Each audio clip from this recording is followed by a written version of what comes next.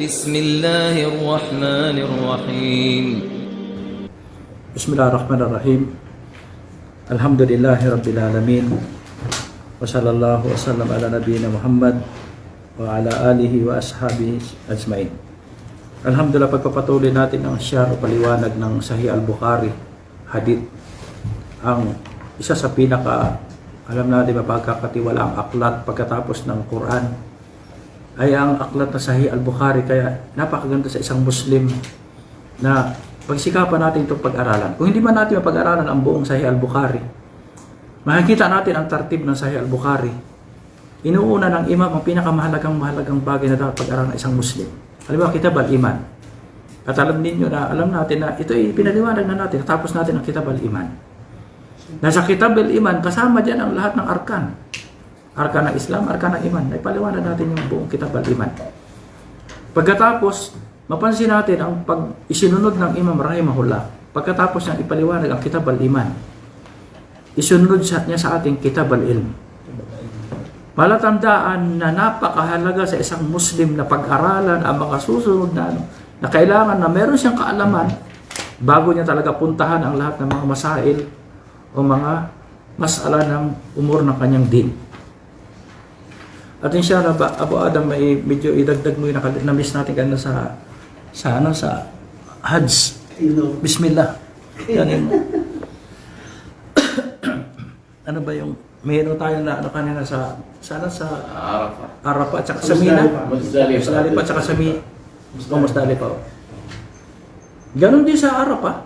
Yung combine ng Duhur at saka Sakadan at saka dalawa. Bismillahirrahmanirrahim. Alhamdulillahi Rabbil Alamin. Salatu wassalam ala Rasulillah wa ala alihi wa sahbihi ajma'in. Mga kabahad, nais lang namin banggitin yung bagay na hakbangan o maaaring naiwanan o binamdalit mo. Yung bagay na sunna na ginagawa natin sa Musdalifah sa panahon ng Hajj. Ito na tayo ay nagsasala ng Maghrib at Isya sa Musdalifah. Tayo ay magtatawag ng adan ng isang ulit at magsasagawa ng dalawang iqama bainahuma. Ito lang po, jazakallahu khair.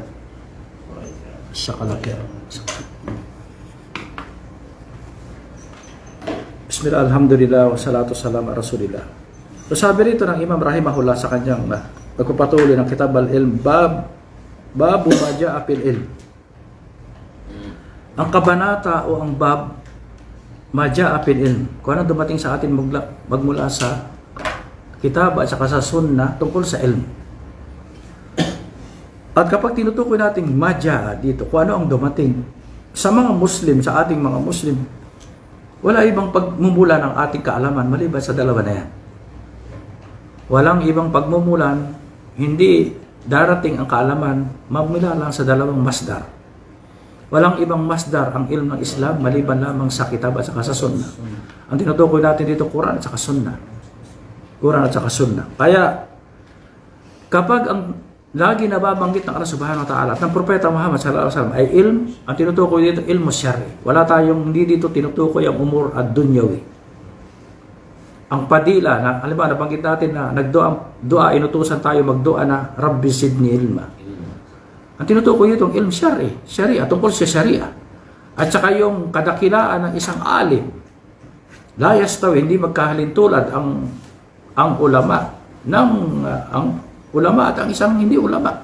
Ang tinutukoy dito ilm syar'i, ilm magmula sa kitab at saka sa sunnah. Kaya ito ay mapapansin natin na may mga Muslim ngayon na masyado tayo na-impluhensyahan ng hindi mga Muslim. Sabi nila, yung mga Muslim na yan, yung mga doktor dito, graduate na yan ng Amerika, graduate na ng Europe, ng Germany. Pero wala namang kaalaman sa Islam. Kung titingnan talaga natin maging ang ilm sa tib, sa medisina, ay hindi nakalimutan na Allah Subhanahu wa Ta'ala at ng Propeta Muhammad sallallahu alaihi wasallam. Kaya mayroong, halimbawa sa Sad al-Ma'ad, sa isa sa mga kitab ng Sad al-Ma'ad, Kitab al-Tib, Tib an-Nabawi. Nabanggit lahat doon ni Imam Ibn Qayyim rahimahullah, al-Alama Ibn Qayyim, na ang kaalaman tungkol sa medisina ay nabanggit sa atin ng Propeta Muhammad sallallahu alaihi wasallam. At kaya ang isang Muslim talaga, kung ito ay ating pupuntahan, walang problema na pag-aralan din natin ang medisina ng Pero makita natin na ang lahat ng yan ay nag-umpisa sa Islam. Sa mga ulama na mga Muslim, ang kaalaman o karunungan tungkol sa medisina o sa tib ay nag-umpisa din sa mga Muslim na mga ulama. So sabi rito, bab ma jaa fil ilm. An Anasin radhiyallahu an qal bainama nahnu julusun ma'an nabi sallallahu alaihi wasallam fil masjid. Dito muna tayo. So si Anas ibn Malik radhiyallahu anhu, isa sa mga sahaba ng Rasul sallallahu alaihi wasallam, at alam natin na siya ay ibinigay ng kanyang ina na si Sulaim para magsilbi o maglingkod sa Propeta Muhammad sallallahu alaihi wasallam. Ito palatandaan na allowed sa isang Muslim na kung gusto mong matuto ang iyong anak, lalo sa isang alim na tao, pwede mong papuntahin doon para maglingkod sa isang ulama, para makakuha ng kaalaman. Hindi naman ibig sabihin na doon papapaampon mo. Pwede siyang laging naglilingkod sa isang tao na marunong upang makakuha ng kaalaman. So sabi rito, bainama nahnu julusan ma'an nabi sallallahu alaihi wasallam fil masjid. Julus. Kaya makikita natin sa mga masjid o sa mga halaqatul ilm, ang tawag halaka, circle ng knowledge. Ang tawag diyan ay majalis. Majalis. Magmula sa ano na julus, upo, di ba? Sa lapag. Majalis al-ilm. At ang julus talaga ang pinaka-afdal na majalis al-ilm sa masjid. Dahil kung titingnan talaga natin ngayon ang mga ahlul ilm, wala sila sa university. Sila ay nasa masjid. Alam mo si Samahat Syekh Al-Allama, Salih Al-Fawzan ngayon, nasa masjid, sa Riyadh. Salih Al-Suhaimi, sa mga masjid, Salih Al-Suhaimi sa Masjid Al-Haram, sa Masjid Al-Nabawi. Di ba mga ulama? Yung mga nagprofesor na nagtuturo doon sa kanilang mga university, pupunta sa kanilang sa masjid. Pumunta sa mga doktor, mga ano, pupunta sa kanilang sa masjid. Sheikh bin Baz, sa masjid nagtuturo. Sheikh Qutaimi, sa masjid nagtuturo. Kung tingnan ninyo ang mga duros ni Sheikh Qutaimi, rahimahullah. Libo-libo na mga duros niya o lesson sa masjid, sa kanyang ano, ay sa masjid. At hindi siya ang naglagay sa Facebook, sa YouTube, sa ano, ang kanyang mga estudyante. Kanyang mga talib. Mga estudyante, nung mamatay na siya, hindi pa na isusulat sa ibang libro, halimbawa tafsir ng Quran, kung titignan, panendating ng tafsir. Nakakita nyo ngayon, isinusulat na ng mga estudyante yung pinakikinggan nila yung mga lecture sa sharit, sa mga tape. Sa mga tape o sa, may umabot pa yan sa ano, yung CD. So, ang isa sa afdal na pag-aaral ng ano ay sa masjid. Kasi unang-una yan ang sunnah ng mga ambiya, ng propeta Muhammad sallallahu alaihi wasallam, at ng mga sahaba, ng mga tabi'in, at ng mga salaf. At dito lalo sa masjid, lalo kapag umaga, ang mga time na pinang-Fajr, Asr, makikita natin, after Asr, na ang pag-aaral sa masjid, nandiyan ang mga halul ikhlas. Na nandiyan tao talagang sincere na naghahanap ng kaalaman. Nandiyan ang mga taong muklisin na naghahanap talaga ng kaalaman. Kaya makikita niyo sa mga julos sa masjid o sa mga majalis sa alim sa masjid, kukunti lang. Kukunti lang ang mga umatin. Pero ikumpara niyo ang mga tao nag-aaral sa masjid, sa julos. Kasi tumatapos sila ng libro. Iba ang kalang kaalaman. Iba ang kalang kaalaman. Alhamdulillah, kung yan kayo ay maging isa sa mga umuupo sa masjid, at alam nyo talaga yung mga tao nagtuturo ng tamang ilm, mapansin nyo na iba ang kanilang level sa pag-aaral. At tumatapos talaga sila ng libro. Tumatapos sila ng libro. Kaya sabi ito, ma'an nabi sallallahu alaihi wasallam fil masjid. At isa sa mga ano dito, ma'an nabi.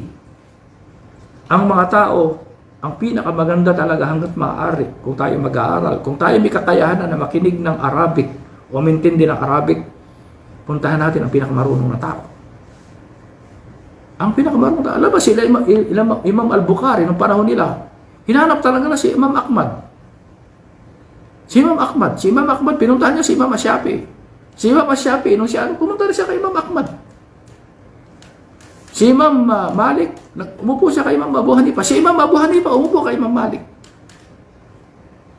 Munti sila sa Egypt kay Imam Al-Layth at iba pa mga ulama. Kaya makikita na alam natin dito, ang mga sahaba, unang-una pinapakita sa atin ang ang pinakamagandang pag-aaral ay sa pinakamarunong na tao hanggat maaari. At dito, pagdating sa panahon ng Propeta Muhammad sallallahu alaihi wasallam, walang pinakamarunong na ulama maliban sa Rasul sallallahu alaihi wasallam ng kanyang panahon. Kaya sila Abu Bakar, sila Omar, at ang mga kulapa, at ang mga kibar na mga sahaba, hanggat maaari, kapag nandyan ang propeta, hindi sila nagsasalita. Naliban lamang kung pinahintulutan sila magsalita, hindi sila nagsasalita. Kasi alam nila, ang pinakamarunong na tao. Kahit tanongin sila ng propeta, sila Muad, sabi niya, Allahu wa Rasulu a'lam. Hindi sila sumasagot. Kasi alam nila, nandyan ang pinakamarunong na tao. Naliban lamang kung pilitin talaga sila ng propeta, katulad halimbawa kay Ubay, tungkol sa Ayat al-Kursi, ayaw talaga siyang, pinili talaga siyang sumagot. At tama yung kanyang sagot ng Ayat al-Kursi, ang pinakadakilang aya. Hindi niya tinanong hindi ang propeta nag-reject na hindi ang pinakadakilang aya tungkol sa paraiso, sa impyerno, sa sala, sa siyam, sa hajj, o sa jihad. Sabi niya, ang pinakadakilang aya, Ayat al-Kursi. At anong na naman ang aya na yan? Tauhid. Ng tauhid ng Allah Tabaraka wa Ta'ala. Kaya ano bang sabihin natin, ang pinakadakilang kaalaman na hindi maaring pinakamataas na kaalaman ang iba sa maliban sa tauhid. Kasi binigay sa atin ang pinakadakilang aya ay Ayat al-Kursi. Ayat al-Kursi, nang nilalaman ng Ayat al-Kursi ay tauhid ng Allah Subhanahu wa Ta'ala. Kaya yung iba nagsasabi ito pinakadakila, malaking reward. Wala, yan ay maling pag-intindi ng aya ng Quran at lahat ng mga ulama. Bukod sa sinabi ng Propeta Muhammad sallallahu alaihi wasallam ng mga sahaba, ang pinakadakilang aya ay ang tauhid ng Allah Subhanahu wa Ta'ala. Yan ang pinakadakilang kaalaman na dapat unahin ng lahat ng Muslim. Puntahan nila, iwanan nila ang mga pinagkakaabalahan nila, lalo na kapag sila ay may problema pa sa kanilang akida. Lalo kapag may problema, unahin muna natin yung ating sarili. Ku anfusakum wa ahlikum nara. Unahin natin ang ating sarili na ilayo tayo sa impyerno. Pagkatapos sunod natin yung ating pamilya. Ano ito maglalayo sa atin sa impyerno? Tauhid. Huwag tayo mapunta sa shirk. Sabi rito, fil masjid. Sa masjid. Pagkatapos, dakala rajulun ala jamal, paanakahu fil masjid. So may pumasok na isang bado sa masjid na ipinasok pa niya ang kanyang kamil. Sabi rito, dakala rajul ala jamal, paanakahu fil masjid. Pinasok niya yung kanyang kamil sa masjid. So ito sa Sahih al-Bukhari. Kaya brother, alam niyo ba, maganda talaga ang pagpunta sa lahat ng mga hadith. Sa Sahih Muslim, nabanggit sa Sahih Muslim, nang sa bab lang ng masjid. Kaya kung pupunta lang tayo sa isang dalil, sabi na, allowed sa loob ng masjid. Pero sa Sahih Muslim, pinaliwanag. At Sahih Muslim, alam natin na siya bab ng masjid. Pagkatapos sabi rito ni Anas ibn Malik, tumma akala. Ang akala dito, ang ibig sabihin ng akala, pagkatapos, siyempre dito, paniwala ng mga ulama dito, dalawa, sa loob o sa labas. Pero sa Sahih Muslim, pinaliwanag na sa pintuan ng masjid. Pagkatapos niyang makarating sa masjid o sa loob ng masjid o sa pintuan ng masjid, akala ho. Ibig sabihin, tinali niya yung kanyang kamel. At ang akala dito, ang ibig sabihin dito sa akala, ang pagtali ng kamel, hindi sa leeg, hindi dito sa taas ng paa. Ang akala dito ay tinutukoy dito yung pinakababa ng paa. Dukong. Para for leg, tawag niya for leg, di ba? Yung pinaka dito sa may pagitan ng tuhod at saka ng bukong-bukong. Pinaliwanag ng mga Arab, siyempre Arab, sila pinaka-master sa camel eh. Pinaliwanag ng mga Arab na ang camel, pag tinalian mo dito sa paa, sa baba, sa parang kamay, yan ang parang kamay niya eh, kasi bumabaluktot ang mga ng camel eh. Ilan ang bend ng camel? Kaya may kilap yung pagpunta sa pagsujud, di ka dahil sa paa ng camel. Ito ay parang kamay ng camel, itong lugar na ito, itong lugar ng paa. Kaya ang mga Arab dito tinatalian, kasi pag tinalian dito ang camel, hindi siya talaga makakaalis. Hindi siya makakaalis. So yan ang ibig sabihin dito sabi nga rito ng hadith na akala. Na tinalian ng camel dito sa parting parang tawag natin dyan, sabihin ko ng parang kamay, pero yan ay paa. parang kamay, parang wala yung kamit. Tumakal. Pagkatapos bumaba siya, tumapit siya sa, pumasok siya, tumakal. At sinabi niya, ayyukum Muhammad. So, dito ang bado. Hindi niya tinawag kasi hindi pa siya kasi talagang confirm na nag-Muslim na. Sabi niya, sino sa inyo si Muhammad? Tinawag niya ang Rasul sallallahu alaihi wasallam Muhammad. So sa panahon na yan, allowed na gamitin natin ang mga, lalo na hindi pa naman nag-Muslim, pero ang pinakamagandang nida o tinatawag nating pag-address sa Propeta Muhammad sallallahu alaihi wasallam sa nubuwa o sa risala. At alam natin ang mga sahaba, ridwanullah alaihim, ganyan talaga pag ya Nabiyullah, ya Rasulullah. Ganyan palagi ang tawag nila. Ibihira ito matawag ng Abul Qasim. O Kalili, Kalili, minsan tinatawag nila na ang aking pinakamamahal, Khalil, ang Propeta sallallahu alaihi wasallam. Ayyukum Muhammad. Wa Nabiy sallallahu alaihi wasallam muttaqiun baina daharanayhim. Siya ay ibig sabihin ganito, parang sa kanyang dalawang. Anong sabi niya Brother Isa? Anong sabi niya sa translation? Wala ka translation? Oh, masyaallah. Talagang direct. Barakallah. So siya ay nakasandal sa pamagitan ng dalawa ng kamay. At ang ibig sabihin dito na maaaring siya ay kasi meron sa nasa kanan niya, nasa kaliwa na, nasa harapan niya. O maaaring nasa gitna siya o hindi naman. Kasi ang propeta nung panahon na yan, ang propeta Muhammad sallallahu hindi siya umuupo ng nasa taas. Siya ay nakaupo na minsan hindi talaga siya ma-recognize ang tao. Kaya dito, nung pumasok yung hindi alam kung sino si Prophet Muhammad. Pare-pareho ang damit nila, ang upo nila, pare-pareho. Wala siyang special na upuan. Napalataan na special na tao siya, mataas ang kanyang posisyon. Hindi nila ma-recognize. Maraming pagkakataon na nabanggit na ganyan ang Propeta sallallahu alaihi wasallam na hinahanap siya ng mga tao na naghahanap sa kanya dahil hindi siya ma-recognize kung sino siya. O siya ay nakasandal, nakaganito sa kanya. Muttaqi bayna daharanayhim. Paqulna hadar radul al-abyad al-muttaqi. Sabi ng mga sahaba, yung lalaki na yan na abyad na ganito o sa kanyang dalawang abyad. So dito sa paliwanag ng mga nagpapaliwanag ng hadith, halos lahat na nagpapaliwanag ng hadith. Ibig sabihin ng abyad, maputi, di ba? Rajul al-abyad, ang lalaking maputi. Al-muttaqi na nakaganito, nakasandal, para naka sa kanyang dalawang kamay. Hadar rajul, sabi ng mga sahaba, al-muttaqi, al-abyad. So, ang paliwanag dito ng abyad, ang Propeta Muhammad sallallahu alaihi wasallam, ayon sa mga maraming paliwanag sa kanyang sifat, al-kalkiya, kasi sabi nga natin, ang ibig sabihin ng salitang sunnah, minal ikrar, aqwal wa af'al wal ikrar, wa sifat al-ulukiya wa kalkiya. Katangian ng kanyang pag-uugali at katangian ng kung paano siya nilikha ng Allah subhanahu wa ta'ala, kalkiya. So, dito, sabi rito, ng mga nagpapaliwanag, ano ba dito sa nagpaliwanag, sa ibang papaliwanag, ang ibig sabihin dito ng abyad, al-musrib bihamra. Na ang Propeta Muhammad, ang kanyang pagkaputi, hindi yung, hindi talaga na maputi na puting-puti, katulad ng mga mapuputi ngayon na yung parang gatas o maputi na light na maputi.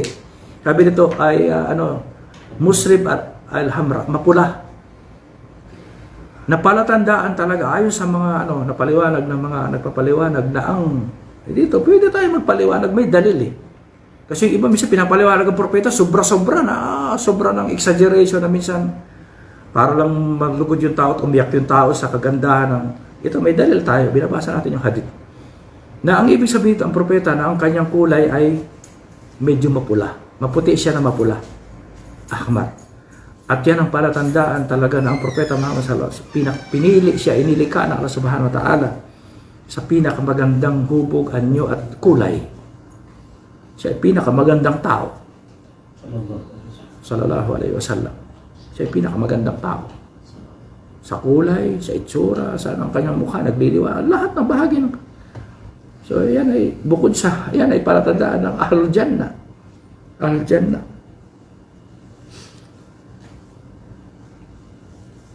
Faqala lahu ar-rajul ibn Abdul Muttalib So yung bado na Arab na dumating, sabi sa kanya, siya ba si Ibn Abdul Muttalib? Al-Muttalib. So siya ay tinawag sa pamamagitan ng kanyang lolo. Na siya ay ang kanyang pangalan, Muhammad bin Abdullah bin Abdul Muttalib. Alam natin ang kanyang pangalan. So alam ng mga Arab na siya ay galing sa angkan ng isang dakilang tao na si Abdul Muttalib. Kaya lang hindi siya nag-Muslim. Alam natin hindi siya nag-Muslim. Si Abdul Muttalib. So sumagot ang propeta, "Faqala lahu an-nabiy sallallahu alaihi wasallam, qad ajabtuka." Ibig sabihin na ako ay narito para sagutin ang iyong mga katanungan. So, ibig sabihin, napakaganda ng pag-uugali ng propeta. Kahit na yung nakita yung bado kung paano pumasok o dumating, sabi niya, narito ako, kad ajabtuka. Ibig sabihin na sa kad ajabtuka na, narito ako para tugunin o sagutin ang iyong kailangan. O yung mga katanungan. Yung mga katanungan. Minsan, ang ginagamit sa Arabic, na minsan, na malalalim na pamaraan, o makalumang ano lang, pero makikita natin sa lisan ng Arab. Makikita natin sa lisan. Pakala inni sa'iluka pamusyaddadun alayka bil mas'ala. Pala tajid alayya pinapsika. So sabi niya, katotohanan, sabi ng lalaki, inni pamusyaddidun. Ibig sabihin talagang siya ay syadid kung ibig sabihin mahigpit ako magtanong. Ibig sabihin na syadid talagang ako ay magtatanong sa iyo ng tanong na katanungan na mahalagang katanungan, mahigpit ang katanungan. Alayka pimas'ala sa mga palatajid alaya pinapsika. Ibig sabihin ito ng palatajid, huwag kang magagalit sa akin. Alaya, huwag kang magagalit sa akin sa aking mga itatanong sa iyo. Pakala, sabagot ng mga propeta, sal amma badakalak. Sal amma badalak. Ang ibig sabihin dito ng mga propeta Muhammad sallallahu alaihi wasallam, sal amma badalak, ibig sabihin sal maturid. Itanong mo kung ano ang iyong mga gustong itanong. Ibig sabihin, sinagot na naman siya ng napakagandang pamaraan ng pagtugon ng propeta Muhammad sallallahu alaihi wasallam. Maturid. Pakala as'aluka bi rabbika wa rabbi man qablaka Allahu. Dito brother ay istifham. Kaya makita niyo diyan sa inyo, merong syadda, di ba? Merong syadda. Allahu. Hindi siya rin Allah. Allahu. Ito ay, kasi alam natin, istifham. Patanong. Ang hamsa dito, alif at sa hamsa, ito ay istifham. Kaya isa lang, hindi alagyan natin ano lang Allah. Pero ito ay Allahu. Patanong.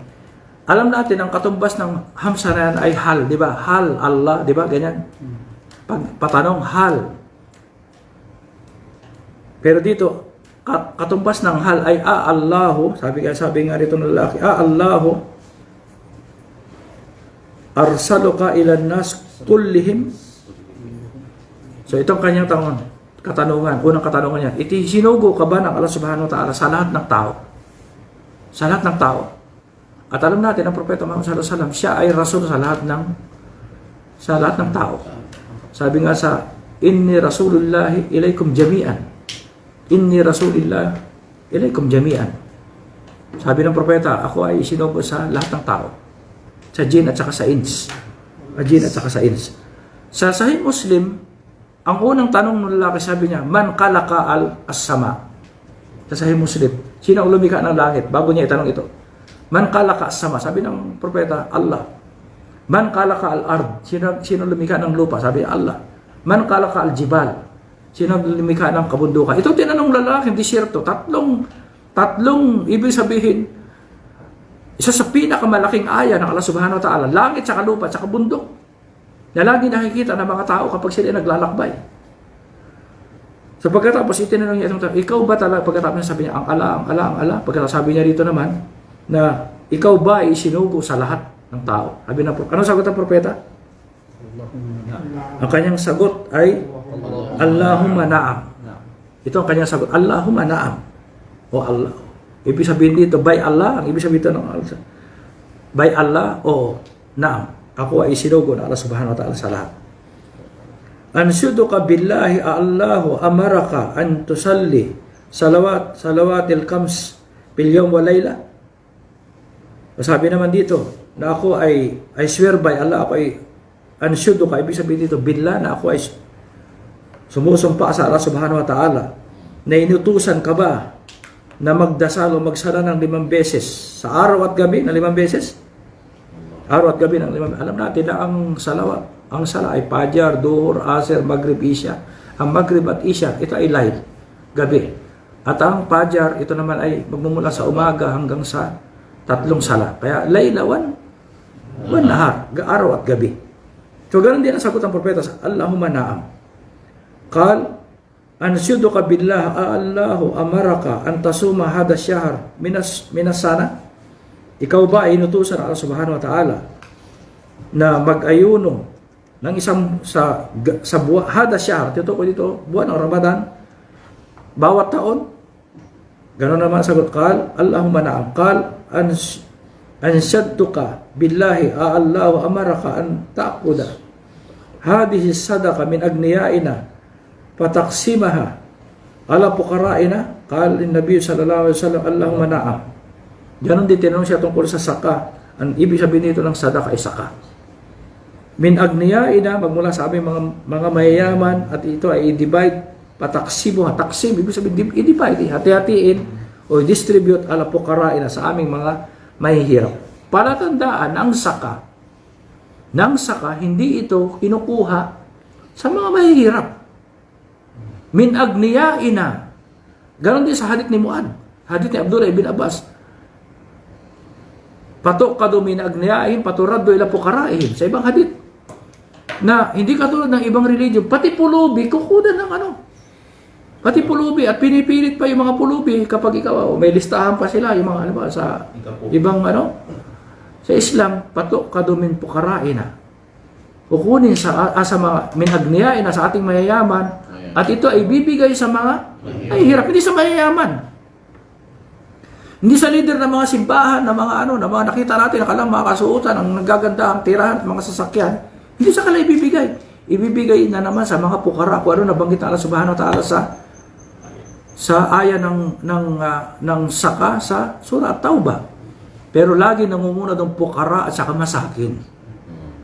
Kaya ang kayamanan o ang pera na kukunin sa mga mayayaman, talagang ang pagkakalooban nito ay yung talagang tunay na nangangailangan. Hindi ito sa mga tao na ilalagay ang salapi sa hindi tamang dapat paglagyan. Pinadala sa korupsyon. So kaya dito, ang isang bado na nagtatanong, alam niya ang kanyang tinatanong. Pataksimuha ala fuqara'ina faqala Nabi sallallahu alaihi Allahumma na'am. Ganoon na naman kanya.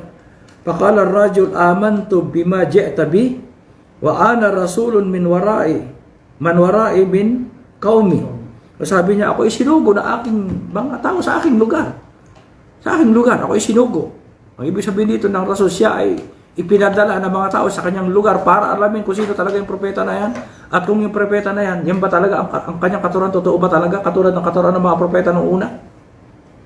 Kasi ang tinanong dito ng lalaki, ng bado, na alam nila na ang katuruan ng mga propeta ay isa lang. Iisa lang. So sabi rito, man wara'i min qaumi, magmula sa wa ana Dimamu ibn Talaba. At ang kanyang pangalan, ako si Dimam ibn Talaba, ako Bani Sa'ad bin Bakar. Na kami ako ay kapatid ako ay kapatid ng mga taga Bani Sa'ad. Isa sa mga tribo na naman sa Bani Sa'ad bin Bakar. Ngayon, pawaid dito sa hadith na ito na ano ito sa Kitab al-Ilm? Ano ang relasyon nito sa Kitab al-Ilm? Mapansin natin dito ang dialogue ng propeta at saka ng lalaki. Ang dito, ang pamaraan ng pagtatanong ng lalaki na allow talaga sa Islam su'al wa jawab. Baliktaran. Pero dito kalimitan nakita natin na yung lalaki talaga nagtatanong sa propeta Muhammad sallallahu alaihi wasallam. Na nagtatanong dito ay ang lalaki o parang talagang alamin kung siya talaga ay tunay na sugo at ang kanyang daladalang risala ay tamang risala. Tamang mensahe. Katulad ng mga mensahe ng mga propeta na walang mga mystery o walang mga kasinungalingan ang kanyang daladalang katuruan. So yan ang una, pamamaraan ng, kung gusto mo talaga alamin ang katotohanan, magtanong ka. Magtanong ka para at malalaman mo ang tao na kung nagsasabi talaga ng totoo. At alam natin, ang propeta, ang kanyang ginagawa, Allahumma na'am. By Allah, sabi niya, oo, ako ay sinugo. By Allah, itinuutos na magsala. By Allah, inuutos na ganito. Sa ibang riwaya, hindi nabanggit dito ang Hajj. Di ba? Hindi dito nabanggit ang Hajj. Nabanggit lamang dito ay ang Sala, Saka, at saka Siyam. Siyam. Sa Sahih Muslim, nabanggit ang Hajj. Kasi ayon sa mga mufassirun, sa mga ahlul pagpapaliwanag ng hadith, na ang hadith na ito ay nangyari noong ikanay ng Dhul-Hijjah. Na kung saan ginawa ng obligado ang Hajj. Dahil ang obligado, dumating ang aya ng Siyam, ng Hajj, ay noong ikasyam ng Dhul-Hijjah, kung saan ng taon na yan ang propeta ay nag-Hajj. Ang propeta ay nag-Hajj. Sumunod na pawaid rito, na ano rito, na nakita ninyo na kapag tayo ay makikita niyo sa mga masjid. At yung ginagawa ni Brother Salahuddin, na binabasa niya ang sa guro, yan ay pamamaraan talaga ng tamang pag-aaral ng Islam. Kasi halimbawa, sabihin natin, kung may guro na napakinggan niya rin yung aral, na pag-aralan niya yung dapat pag-aralan, ang nagbabasa na estudyante, na itatama yung tamang pagbasa. Katulad sa Quran, di ba? Kailangan may marunong na guro na nakikinig sa atin para itama sa atin tamang kiraa. Ganon din sa hadith. Sa saying ng propeta, ang tamang pamaraan, bago tayo magpaliwanag, basahin sa atin yung matan o yung text. Yung text na upang kapag meron tayong mali sa pamaraan ng pagbasa at pangunawa, dapat may tama. May tama. Kaya kami, mga nag-aaral, halimbawa, mayroong pumupunta sa aming sheikh na ang pinunta lang doon para pakinggan yung kanyang pagbabasa. Hindi para, kasi halimbawa, si Sheikh Utaymin, rahimahullah, pumunta kasi siya kay Sheikh bin Baz, rahimahullah, para basahin yung Sahih al-Bukhari at pinakinggan sa kanya ni Sheikh bin Baz yung kiraan ng Sahih al-Bukhari, buong Sahih al-Bukhari. Pinakinggan sa kanya yung Sahih al-Bukhari. So gusto niya iparinig kay Sheikh bin Baz yung kanyang tamang pamaraan ng pagbasa upang ituwid siya kung mali yung kanyang pamaraan. Kasi lalo na mga Arab, yung maling kiraa, halimbawa, damma o kasra, o maling kiraa, mali ang meaning. Kapag mali ang kiraa, mali ang meaning. Iba ang meaning. Halimbawa sa surah Al-Fatihah, Alhamdulillah, basahin natin Alhamda, o Alhamdi, mali ang meaning. Mayroong mga ayah, halimbawa, yung Maliki Yawmiddin, dalawang kiraa. May alif, saka walang alif. Ganoon yung Sirat al-Mustaqim, pwede ng, sabi natin, basahin ng sad, saka sin. Pero ang pinakamashur na kiraan sa Sirat ay sad, di ba? Pero allowed na basahin siya sa sin. Basahin sa sin. Biisa ang kanyang meaning.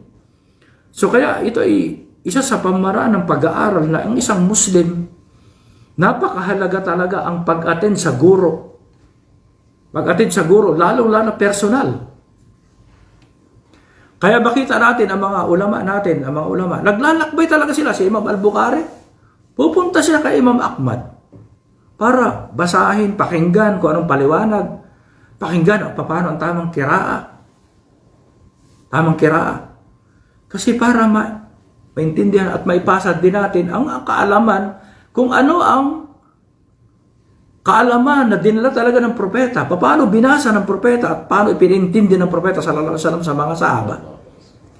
Kaya pagdating talaga sa translation ng Quran at saka ng Hadith, hindi talaga allowed ang translation. Kaya ang tawag diyan sa ang tawag diyan interpretation of the meaning, hindi tarjama. Kaya ang tawag na diyan tafsir al-Maani. Explanation o paliwanag ng kahulugan. Hindi Kaya yan, unang panahon, ang propeta nagpapadala talaga ng mga marunong sa Arabic para turo. At ang mga Muslim yung unang panahon, kahit sa panig ng mundo, marunong sa Arabic. Kaya alam natin, maraming mga ulama sa Spain, sa Asia, sa Egypt, mga Arab, yung iba dyan, sa India, ang daming mga ulama. Halimbawa, si Siddiq Hasan Khan, Abdurrahman Mubarak Kuret, mga sa Russia, yung mga Ahlul Hadith, sila talaga ay people of knowledge dahil sa pamaraan ng pagkuha nila at pagbibigay nila ng kaalaman. Hindi sila umaalis sa sanad. Hindi sila umaalis kung anong lalong-lalo na sa Quran. Lalong-lalo na sa Quran. Kaya na-maintain talaga natin yung mga science ng tajwid, mga makarij al-huruf, di ba? Napangalagaan talaga kasi alam ng mga nagtuturo na mali ang iyong pamaraan ng qira'a. Mali ang iyong pamaraan ng qira'a. Ganon din sa hadith ng Propeta Muhammad sallallahu alaihi wasallam na dapat maging maingat tayo. Ito ang isang dito na isa sa mga pawaid dito ng hadith na ang pag-aaral maganda. Kung gusto mo talaga mag-aral ng Islam, basahin mo sa marunong ang mga libro. Alba, sabihin natin, Qawaid al-Arba'a, eksing libro. Gusto mong ituro yan, basahin mo muna sa guro. Pakinggan sa'yo. Ngayon, sa mga ganitong duros, pinapakinggan natin. Kaya maganda, isusulat talaga ninyo yung mga harakat hanggat maaari. Pero kung master ka sa Lugatul Arabiya, minsan wala, hindi mo nalagyan ang harakat. Kung alam yung kawaid ng Lugatul Arabiya, halimbawa, marunong ka sa Jurumiyya. So yan ang isa sa mga mahalagang aral dito ng hadith na ito. At inshallah, itutuloy natin ang nito, napakarami pang mga pawaid dito sa hadith na ito. Dahil bago natin puntahan sa susunod, dahil yung ating oras ay inshallah, dalawang lang tayo ngayon. Dalawang lecture lang tayo, inshallah. Hanggang dito na lamang. Wa sallallahu wa sallam ala nabiyina Muhammad wa ala alihi wa ashabihi ajma'in.